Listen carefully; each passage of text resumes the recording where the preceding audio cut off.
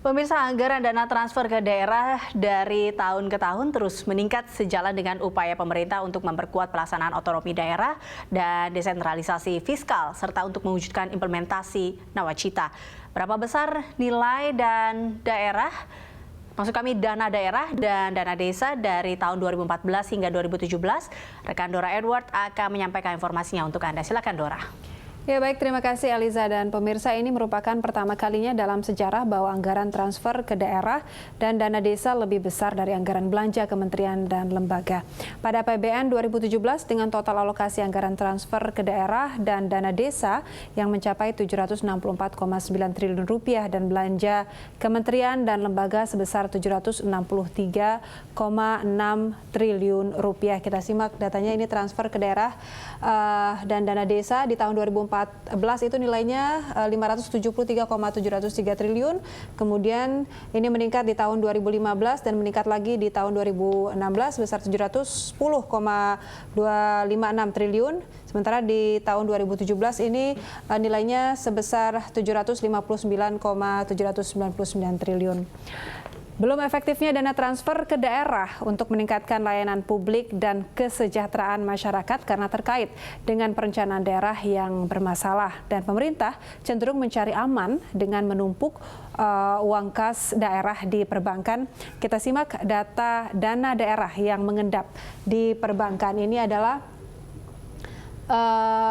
nilainya di akhir April 2017 sebesar 238,8 triliun rupiah dan di akhir Mei 2017 itu sebesar 246,2 triliun rupiah. Ini ada peningkatan sebesar 7,4 triliun rupiah. Demikian Eliza.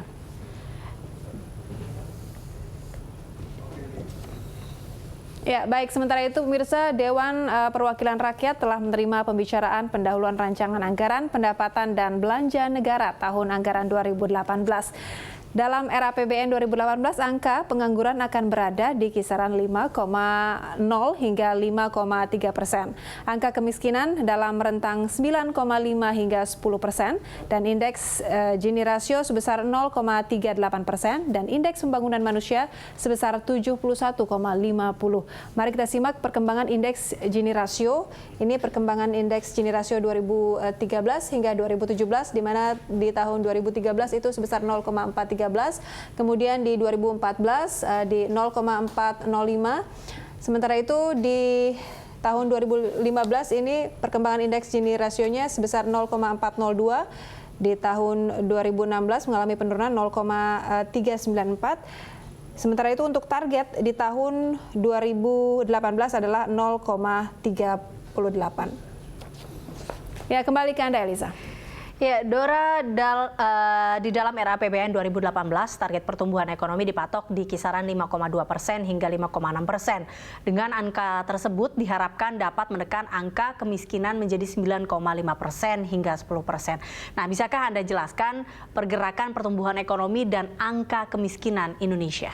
Ya, Eliza, dalam kerangka ekonomi makro dan pokok-pokok kebijakan fiskal tahun 2018, Kementerian Keuangan disebutkan bahwa dalam 10 tahun terakhir, ekonomi Indonesia ini tumbuh cukup kuat dengan rata-rata pertumbuhan 5,64%. Namun, ini pertumbuhan tersebut belum mampu menurunkan kemiskinan secara signifikan. Kita lihat datanya bersama. Ini adalah pertumbuhan ekonomi dan juga angka kemiskinan. Di tahun 2014 saja angka kemiskinan ini mencapai 11,25%, sementara pertumbuhan ekonomi di angka 5,02%. Sementara di tahun 2015 angka kemiskinan menurun 11,13% dan pertumbuhan ekonomi juga menurun di angka 4,88%. Dan berikutnya ini di tahun 2016, di mana angka kemiskinan ini 10,7% dan pertumbuhan ekonomi sebesar 5,02%. Dan di tahun 2017 ini angka kemiskinan menurun 10,5% dan pertumbuhan ekonominya meningkat 5,1%. Kita lihat bagaimana target di tahun 2018. Ini diharapkan angka kemiskinan bisa ditekan di angka 10%, kemudian pertumbuhan ekonominya naik sebesar 5,6%. Ya, demikian Eliza informasi yang dapat kami sampaikan kembali ke Anda. Baik, terima kasih Dora Edward untuk data-datanya. Kembali saya ke Pak Eko. Pak Eko, tadi kalau kita lihat beberapa data-datanya terkait dengan Gini ratio dan beberapa ini kalau ada yang mengatakan bahwa salah satu yang menyebabkan hal ini ataupun dana yang ataupun penyerapannya masih belum dirasakan dengan baik oleh daerah karena ya tadi Gini ratio ataupun kesenjangan ini.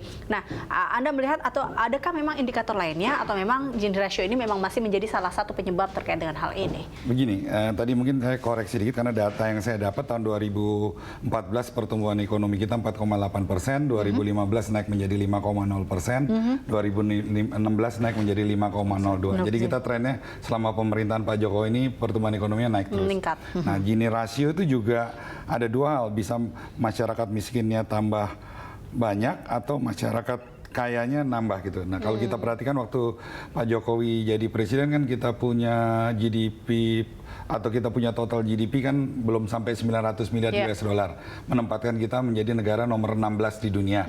Nah, tahun ini kan kita udah lebih di atas 1 triliun US dollar. Jadi kita menjadi negara nomor 15 terbesar di dunia. Jadi emang pertumbuhan ekonomi di kota-kota juga cukup tinggi.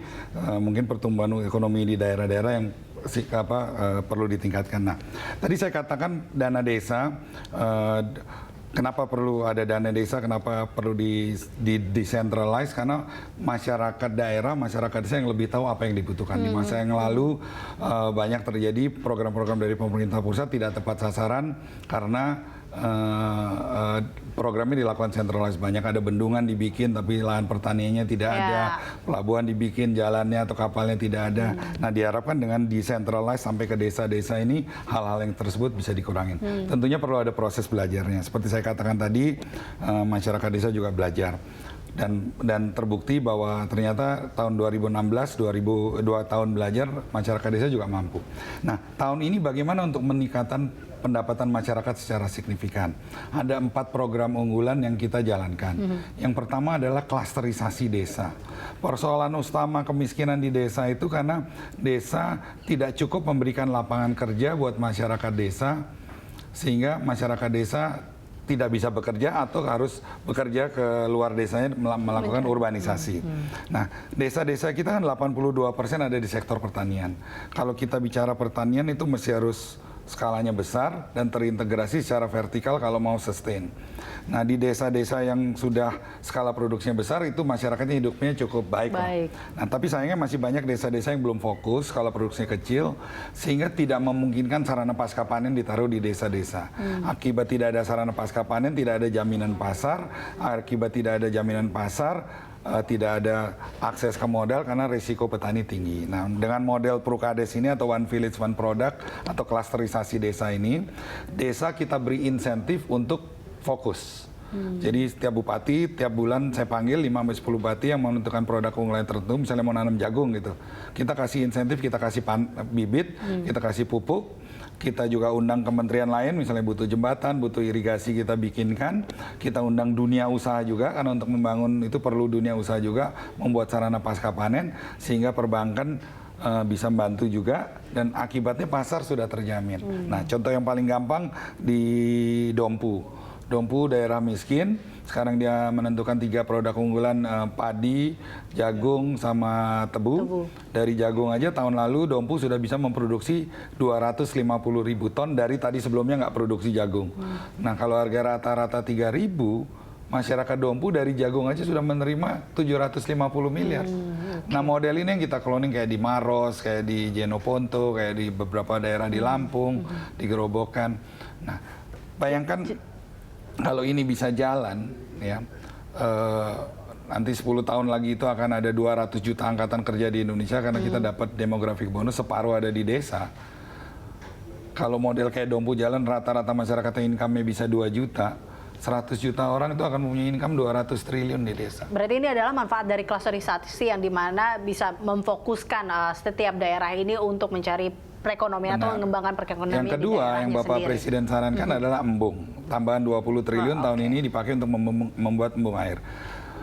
desa kita yang punya sarana air untuk irigasi, untuk pertanian itu hanya 45%. Jadi kita di negara tropis yang harusnya bisa nanam 3 kali setahun, cuma bisa nanam rata-rata 1,45 kali. Dengan adanya One Village One Embung ini, setiap desa mengalokasikan dana desanya 200 sampai 500 juta. Nanti setiap desa bisa nanam 3 kali. Jadi dengan lain yang sama pendapatan masyarakat desa naik 2 kali lipat. 2 kali lipat seperti itu.